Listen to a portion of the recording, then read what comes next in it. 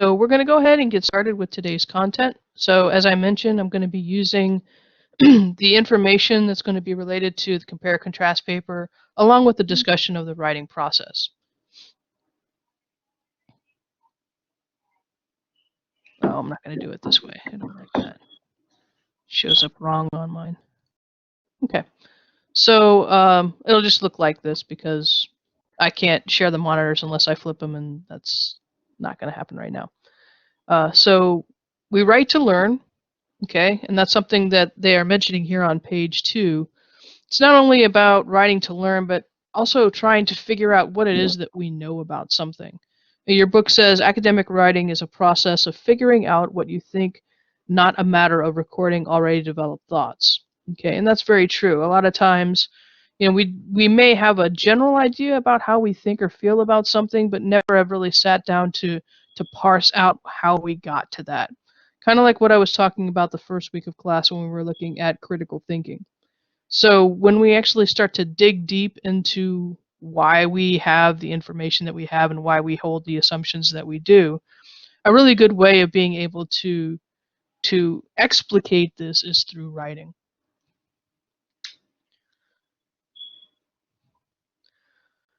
So when it comes to understanding what we're looking at as far as an assignment is concerned, there are kind of the three things that we have to consider. And this is something that you'll see on page 3. Page 3 I find to be a really useful guide to figuring out what an assignment is asking us to do. And not just for this class, but any class, you'll be able to use these guidelines to help you figure out what are the expectations that your teacher has. Okay? So just going off of what you see here on page 3 and what you see here in the slides, the 3 big things we always have to consider before we dive into an assignment are subject, audience, and purpose. And those are addressing 3 huge issues. What are we writing about? Who are we writing to? And why are we writing in the first place? Like what is our main goal? Because all assignments have a goal, okay? And there's a variety of different goals that you will have in any given assignment situation in any class that you take, okay? Your teacher is asking you to do the assignment for a specific purpose. So let's look at that in relation to our first paper, which is the compare-contrast paper. So when I go into the compare-contrast paper folder inside Blackboard, there are several things here. There's paper 1 parameters, which I'm going to be bringing up here in a moment. There's the compare-contrast PowerPoint, which I'll be going over after I go over pre-writing. There's also, you'll notice this in some of the things that we have, some of the materials that are going to be available to you are called modules. Now, these modules, they are meant to be supplementary material to the lecture material that I'm giving you. So they are optional. You do not have to work through them if you do not want to. Originally, they were designed several years ago for classes that were completely online. And that didn't really incorporate a lot in the way of lecture. Since I'm doing lecture, you will have the majority of information that you will see inside the modules available to you through lecture. But some people may want additional information or maybe a slightly deeper dive than what I'm going to be going through, in which case the module is there and available to you. Again, it's not required, but it's something that you can refer to if you want to. Okay. And then the rest of the material that you see inside the compare-contrast folder is going to be samples, whether they are pre-writing samples or sample papers. I know some people are really helped by looking at examples, so that's why I have that here. Again, you don't have to look at them if you don't want to, but you may find them useful as you're going through your own process in writing the compare-contrast paper. So what I'm going to do is I'm going to open up the paper 1 parameters. And I want to go ahead and start with this notion of subject, okay? So here with the subject, for the purposes of this class, The subject of your writing are mostly provided for you in the form of assignments. You will be presented with a variety of different writing situations as you advance through college, some more guided in their subjects than others. So what you'll normally find when you are in a college class is that sometimes you will be given a very specific focus of what your assignments are going to have to be about.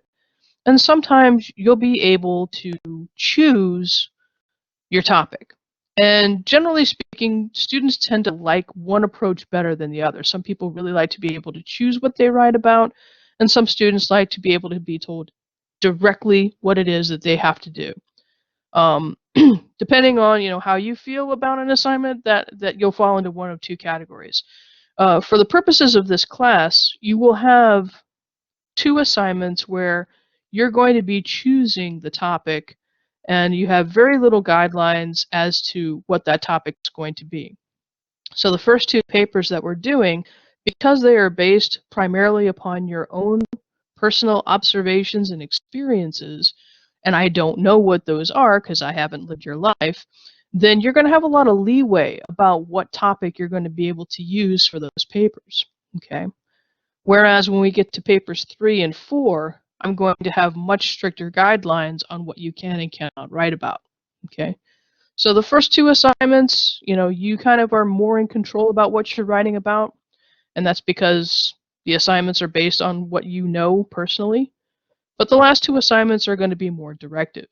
So depending on what kind of assignment type you like, you'll get a mixture of both. So the subject for paper 1, students need to choose two subjects that have equally compelling similarities and differences. It should be subjects that the student has personal knowledge of.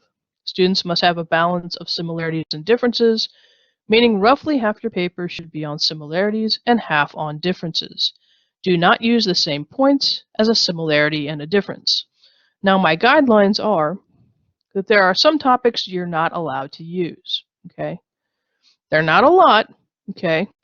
There are literally billions and billions of topics out there that you can choose from, but the ones that you cannot use for this paper are living in an apartment versus living in a house, transportation in other countries versus transportation in the United States, living in cities versus living in the country, working and unemployed students, bicycles versus cars, public versus private transportation, soccer versus football, summer and winter or any two seasons, childhood and adulthood, high school and college, colleges and universities, and that will be an example that I'll use in the other PowerPoint, and to religions. So those are the ones that you cannot use, which again leaves you with billions of other things to choose from. So you should be thinking about what you know about personally. Try to choose topics from your own knowledge base, okay? And you'll see why this is important in a minute. Yeah, go ahead, Constance. Would living with both parents versus living with one be considered as childhood or no? No, that wouldn't be the same thing, but what you also have to keep in mind, and this is going to be something that we get to when we get to purpose of this essay, is that it has to be something that's going to be informative to an audience. And it Okay. has to be something that an academic audience will be able to get something out of reading. So if you're Okay. choosing something that's too personal, like if you were to talk about the difference between two of your siblings, let's say you have a brother and a sister, and you talk about similarities and differences between my brother and my sister, that's not going to be something that a college level audience is going to be able to get any information or knowledge from. Okay. Okay. All right. So going back to the PowerPoint. Next thing that we have to consider, which Constance's question is a really great lead into that, is the audience, okay? Who is reading your paper, or if you're doing a presentation, who's going to be watching your presentation? So the reason why this is important is because audiences have different expectations, okay? And as you see in the slide here, it says, we have a number of different audiences that we come into contact with every single day. And we've gotten really good over the years being able to switch between audiences. So like if you're texting a best friend and suddenly your parent comes in the room to ask you a question, you're able to switch between the kind of language and the kind of material that you would be texting your best friend about to being able to address your parent, who you're obviously going to be more formal with and not talk about the same things. Okay. Or say, if you have a job and you're at work, the way you talk with a coworker is probably going to be different than how you address a customer. And the way you address a customer is going to be different than how you address your boss.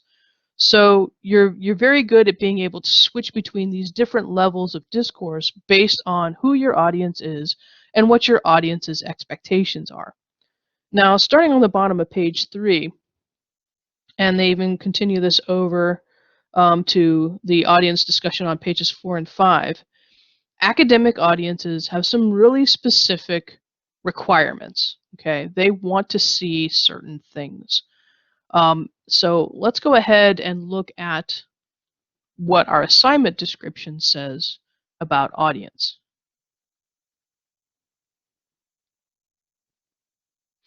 Okay, so audience. Your audience is an academic audience. While that includes your peers, which are your classmates, because we'll be doing peer response, so your classmates will be, some classmates will be assigned to read your paper, and you'll be assigned to read other classmates' papers. And of course, me. There are other expectations an academic audience has of a college level paper. Now, some of these things you've already been getting feedback on, like on your diagnostic essay, and I'm halfway through the practice MLA format assignments from last week. I should have those done by the end of today. You'll see that there are, when I'm pointing out things like, okay, this is where you're having trouble with use of commas, or this is where you're having trouble with repeating yourself, or this is where you're having trouble with sentence structure.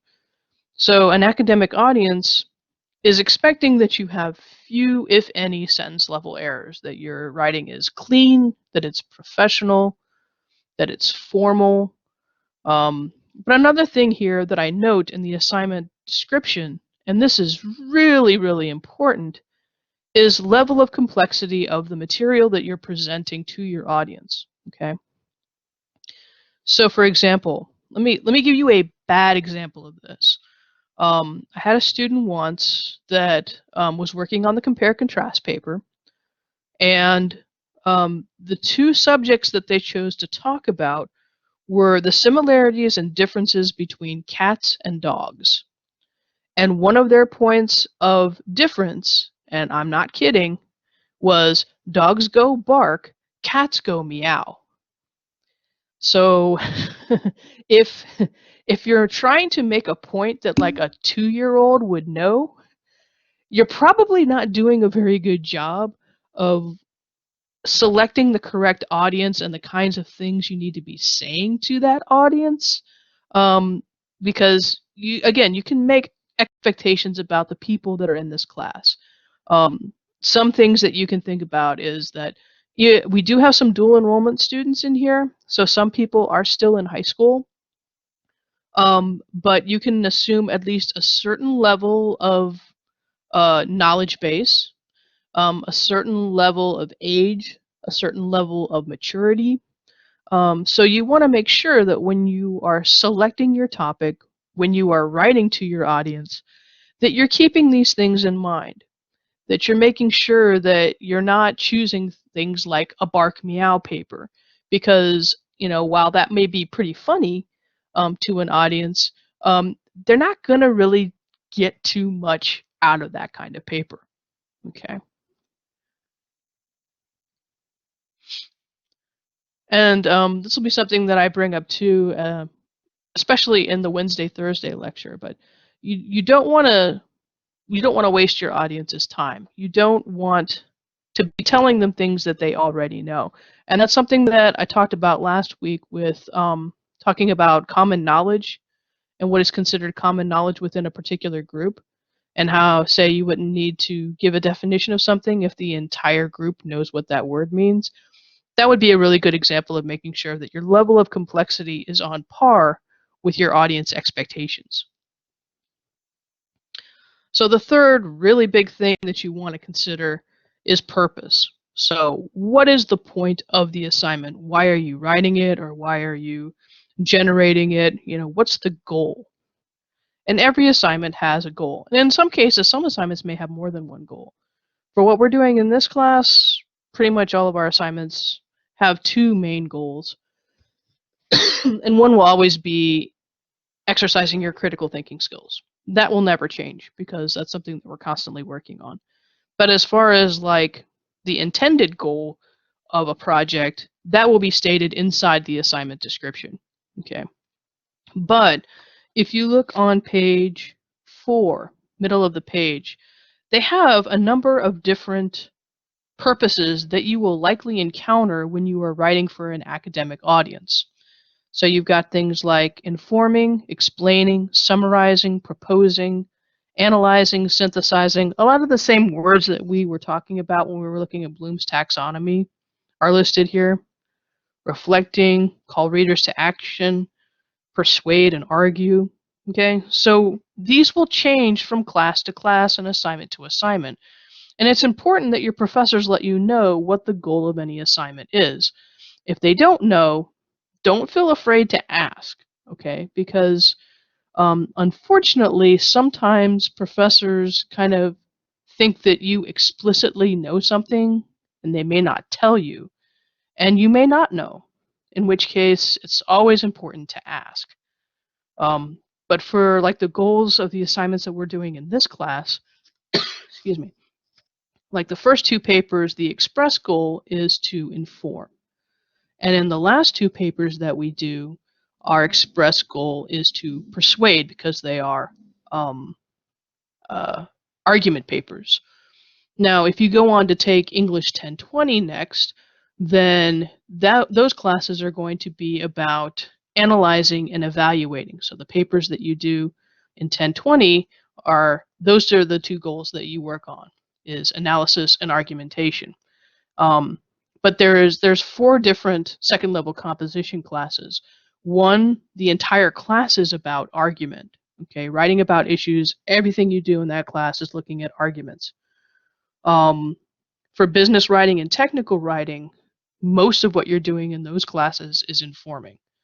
So again, it should be very, very easy for you to figure out what the goal is of each assignment because your professor should be telling you. And again, if they don't tell you, don't be afraid to ask.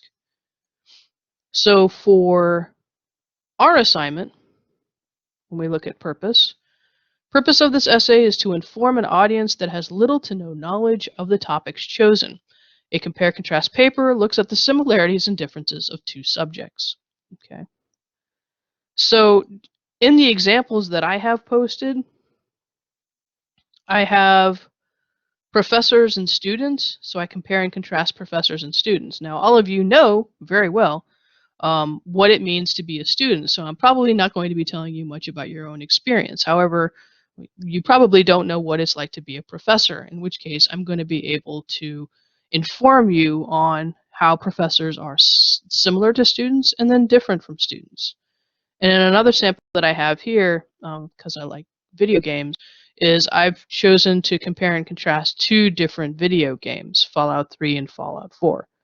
So unless you're like really, really into Fallout 3 and Fallout 4, people reading those papers would not really know all that much about what are the similarities and differences between those two, in which case it would be informative. They may not really care about video games, but at least they would be getting information that they don't know anything about. All right, so we have our 3 main things: our subject, our audience, and our purpose. Okay. So this slide goes into the fact that sometimes your mental approach to an assignment may be different than what actually happens inside your brain.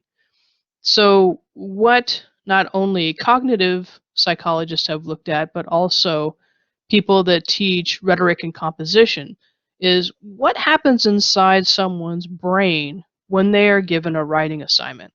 What are the different things that go on that go from the minute that you get an assignment given to you all the way up to when you get a grade, okay? And in some cases, depending on your professor, and again, every professor is different, so they'll be able to explain this to you. You may have professors that once you turn in something that's the final copy, that they may even say, you know what, you can redo this for a better grade. So even turning something in and getting a grade doesn't mean that the process is even over yet. So it varies from professor to professor and assignment to assignment. So there's a lot of different things that we do mentally. So it's not just a sit down, I write this, and that's it sort of thing. There's a lot of different stuff that's involved with us. So how this is broken down in your textbook and how we're going to talk about it in this class is that there are three main stages. The pre-writing stage, okay, which is the thing that we're talking about today. And then in the Wednesday, Thursday lecture, we'll be talking about the drafting and the revision stage, and you have that section of your textbook assigned to you for Wednesday, Thursday. So kind of going back to the page 3, because we haven't covered everything that's on that. We've just really covered subject, audience, and purpose. Okay, so we know what the subject is of the paper. We know the purpose and audience. So the next thing that I have here, and is also noted on your checklist on page 3, is sources of information. Excuse me. You need to know when you're starting a project or a paper, do you have to do research? Because that's obviously going to change how much time you're going to spend on a project. And as we've seen, looking at the databases last class, doing academic research can take quite a bit of time, okay? So the stipulation here is you are not allowed to use outside sources for paper 1. You need to base the information in this paper on content you know about. You should not conduct research for this paper. However, if you choose to use other outside sources, even though I have explicitly stated not to do so, which, you know, every semester people do, so I have to put this in, you must cite the sources using in-text citation and a works cited page. Not citing sources correctly will be considered plagiarism and an automatic F on the paper. So what I'm trying to say here is you shouldn't do research for this paper. And there are other assignments that you'll get where your teacher maybe just wants to know your opinion about something. Position papers sometimes will do that. Reflection papers will often do that, where they just want to know about your ideas or your experiences. And when you start interjecting what other people think or feel, you're moving further and further away of the goals of that assignment. So when I say don't do research, I mean don't do research. I mean base it on things that you know about personally. Now sometimes people are like, well, okay, I'm supposed to inform a college audience, but I'm not supposed to do research. Well, what do I do? Everybody at this point has lived some life. Okay, you've been encountered things like maybe you've had more than one job. Maybe you have a hobby, or you like 2 different types of music, or you like 2 different genres of movies, or you like 2 different brands of phones. I know a lot of people in the past really love to talk about different phones, or different types of software, or just there's so many things out there. So don't feel like, oh wow, you know, I don't have anything that I can write about without getting outside research. Yeah, you can, and it can still be informative. I've had people talk about, there was a girl in the class that I had once that was really into dancing, and she knew 2 different types. She'd been in ballet for like years and years and years.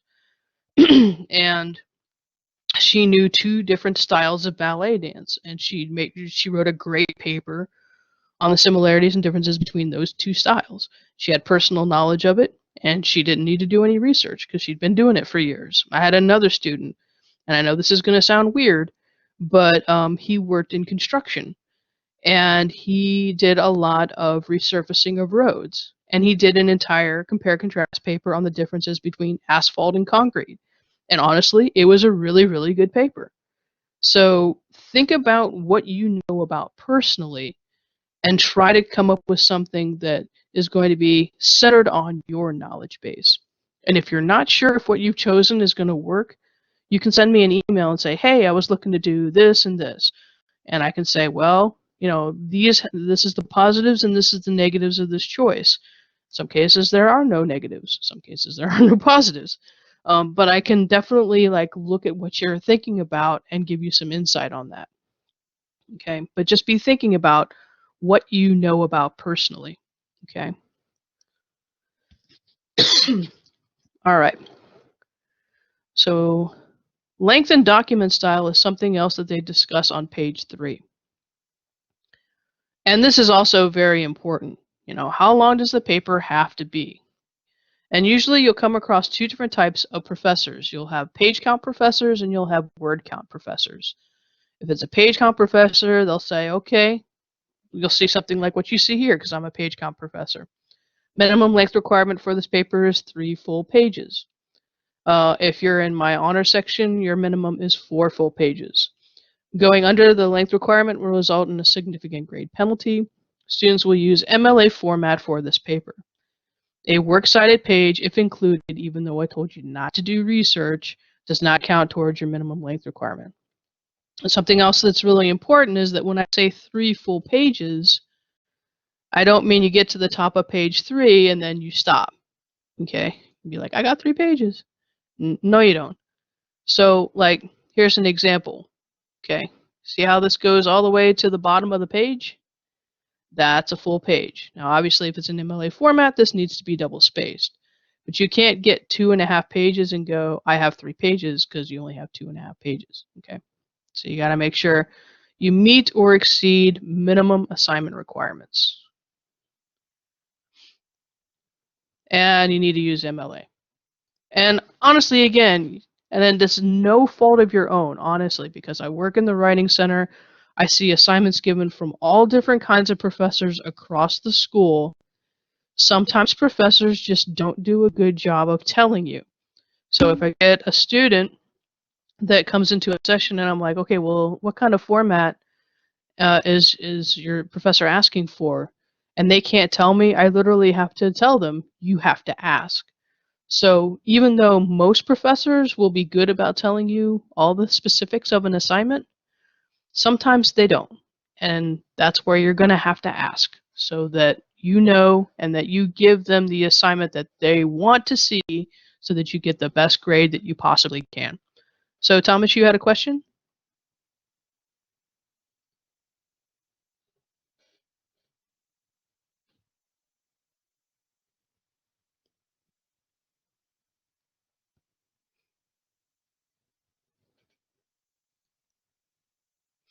Thomas, you can either type it into chat or you can unmute and ask the question.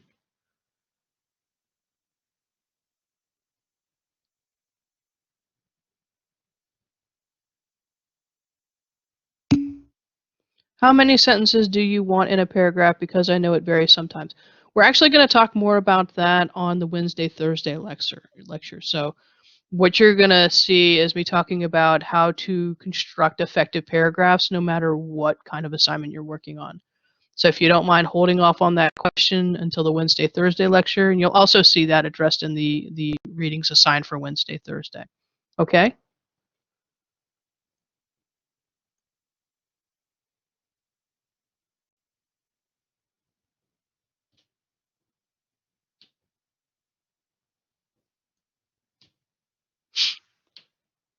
Okay, Thomas?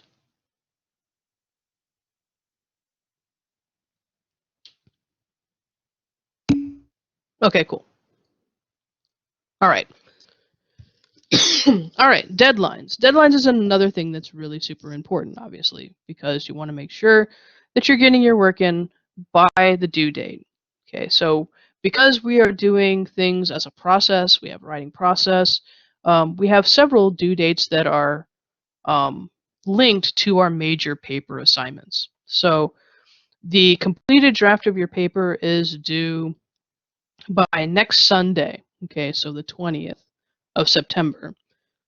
So you have this week and next week to work on your paper. and you have to get the draft completed. So just act as if you were turning in the final draft of your paper. And then what we do the following week is we do peer response, and that's what we're going to focus on for the entire week. And that's when you will be providing feedback to students on their papers, and you'll be getting feedback on your paper. Excuse me, you'll also be getting feedback from me as well. So you'll be getting a lot of different people giving you perspectives on your paper that for the most part you were not even aware of. And then the following week, you have the opportunity to revise your paper and make adjustments in order to make your paper stronger and more effective. And so then your final draft of the paper will be due by the end of week 6, okay, which is October the 4th. I know that sounds like a long time from now. It sounds like a month away, but it goes by fast. So we want to make sure you keep up with those deadlines. Special assignment stipulations. Now, again, this is something that your professor should be communicating with you so that you understand everything that you have to put into a paper. Okay, so it may be that they say, okay, I need to see you using 5 vocabulary words from chapter 15 in this assignment, or I need to see you mention the names of 2 specific generals that we've been studying for the War of 1812. They'll say these are the things that go beyond everything else that you've seen as being special requirements for this assignment. Our requirements are looking at point of view.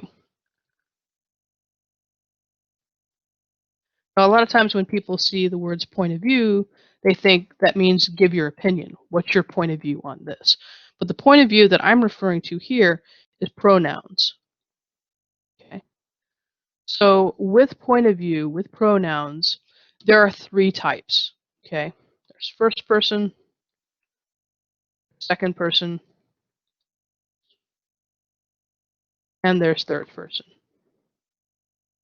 And these different points of view all have to do with how far away you are making yourself from your audience. So it's like the mental distance that you're creating between you as the writer and your audience who's reading you.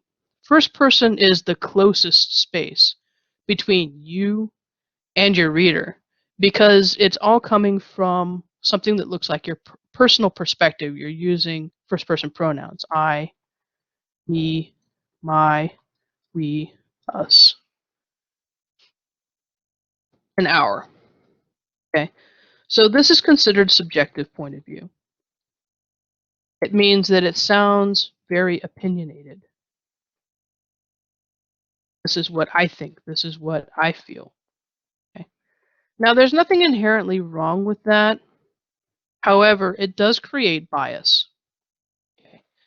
And the further you go in your academic career, the less and less bias you want to create in the kinds of assignments that you are doing. Okay. Because if you think about it, in your everyday life, when you're looking up information on whatever it is that you're trying to find information for, one of the problems that we see a lot is that the information that is being presented is presented with a bias, meaning it favors one side over the other. So if you're just looking for, what is, say, the best, I don't know, laundry detergent, what's going to get my clothes the cleanest? Well, if somebody that's being paid for, having their research being paid for by a corporation that makes laundry detergent, so that the outcome of the study shows that that laundry detergent is better than everything else, then that's biased. Okay, we're not getting good, honest information. We're getting something that's biased, and you can, I'm sure, just imagine really quickly about 5 to 5 billion examples of things going on right now in the media in our country where there is an incredible amount of bias being presented with the quote-unquote data, so that it's not objective, it's favoring one side over another. Okay, so for like the purposes of this paper and the second paper, it's okay to have that bias because you're talking about things that you know about personally. But as we go on, we're going to be moving further and further away from first-person perspective so that you can try to keep out as much bias as possible. Now, second person is you and your. It's called directive. And if you think about it, when you're giving directions to someone or you're telling someone how to do something, excuse me, you're using second person, okay? So if I was giving you directions to go from the University Town Center campus to the Largo campus at PGCC, I would say, okay, well, you go out to 410, you take 410 east until you eventually go on to 50, you take 50 to 495, you take 495 south until you get to the 201 exit, take 201 southeast, and the Largo campus will be on your right-hand side. So I'm just saying you all the time. Now, for the purposes of academic writing, using second person is considered informal, okay? It's not so much as far as like when you give directions for assignments, but when you're writing a paper, you don't want to do that, okay? Or an academic paper. You'll see other instances in your academic career, depending on what your major is, where it may be a good idea for you to use second person.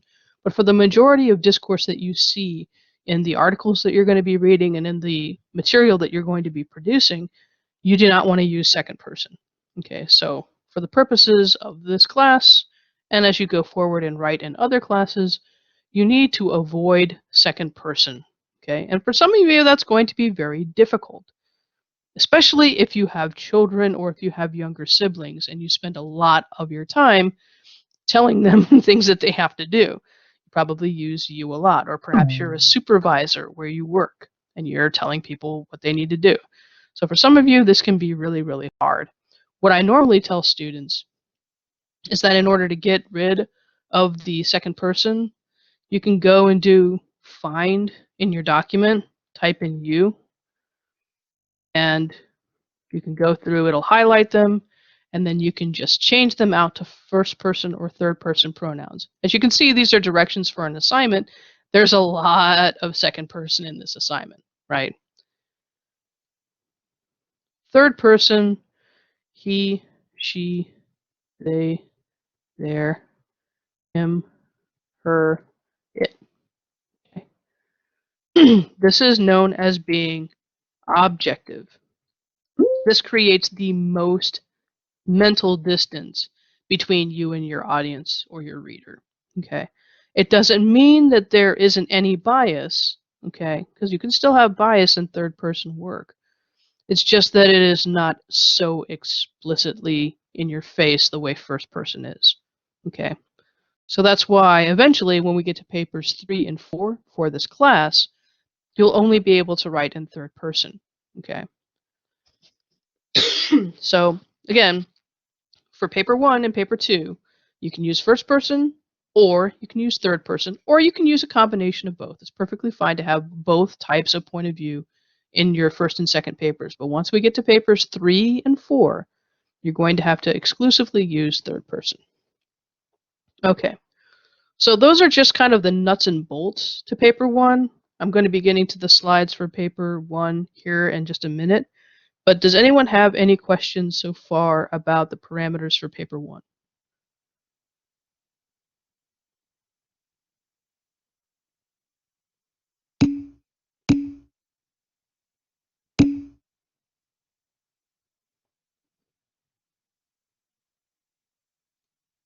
Okay.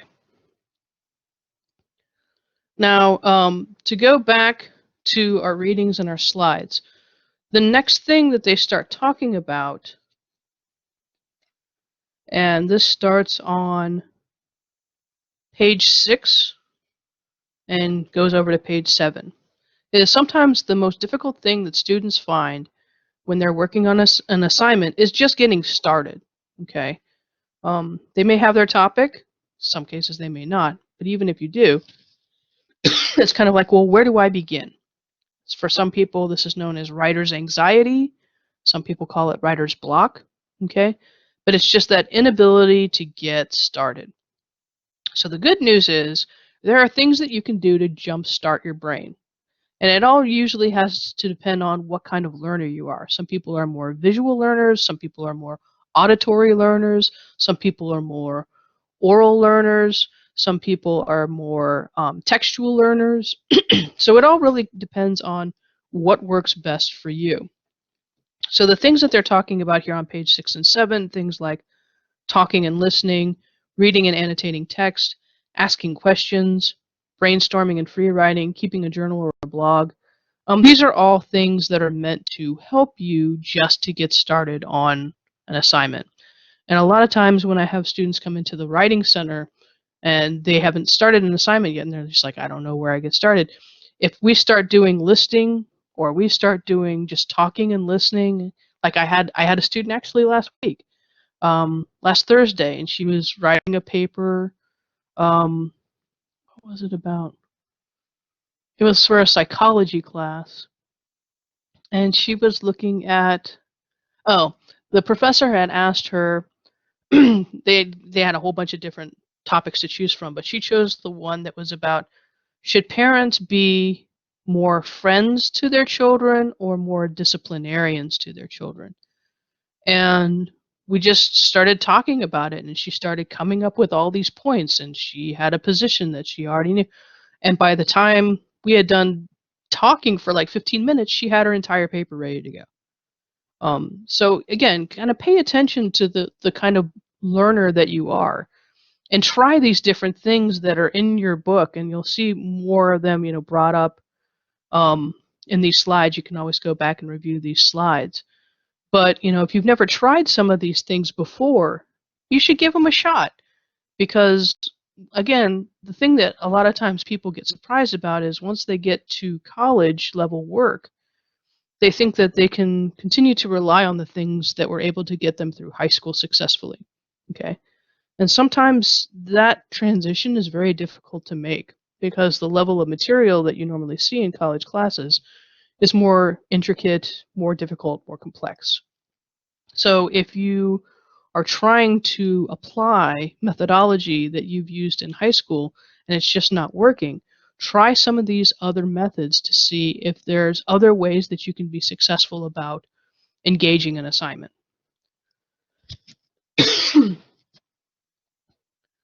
All right, so the next thing they talk about in your reading, starting on the bottom of page 7 and going over to all the way over to really page 11, is talking about working thesis statements. Okay, and working thesis statements, that's something that's important to consider, because it's something that can be revised. And sometimes students, especially if you come through either developmental sequence of English or ESL, or even some things that are brought up in high school, is that some students are taught, okay, well, once you have a thesis statement, that's it. And that's what you're working with, and that's what's going to guide the development of your paper. Okay, but your thesis statement is just as malleable as everything else in your paper. So if you're going along and you're working on something, regardless of whether you have to do research or not, but if you're going along and you're finding that more and more of your content is supporting a different idea than what your original thesis statement was, change your thesis statement, okay? That's really, really important. I had a student once that was in Writing Center, and she had a 5-page paper, and her content was actually quite good. But it wasn't matching her thesis statement, and she was just freaking out about, what was she going to do with this paper? She had worked so hard on it, and it was very clear to see she had worked very hard on it. And I'm like, well, we can either change one sentence or we can change 4.5 pages worth of content. What do you think is the easiest thing to do? But someone somewhere had told her, okay, once you get that thesis statement, that's it. And you can't do anything else. And the only time that would become a problem is that if you have to get your thesis statements or your topics approved by your professor before you start a project, then I would say, if that's the case, go back to your professor and say, look, I'd like to change things or modify my topic or my thesis statement a little bit. And 9 times out of 10, they're going to let you do it. I mean, they wouldn't really have a very good reason behind not letting you, But if they just say, no, no, no, you have to keep the thing, well, then you're kind of stuck. But that so rarely happens. So yeah, just keep that in mind. Other parts of the pre-writing stage, if you conduct research, this is when you do it. Excuse me, again, for the first paper, you're not going to be doing any research, so, but that's part of the pre-writing stage, is gathering the materials that you need in order to be able to write the paper. Also, and they start talking about this on page 12, and they go over to page 14 with this, is outlining. So just show of hands real quickly, just hit the raise hand button. How many of you, when you write, do an outline?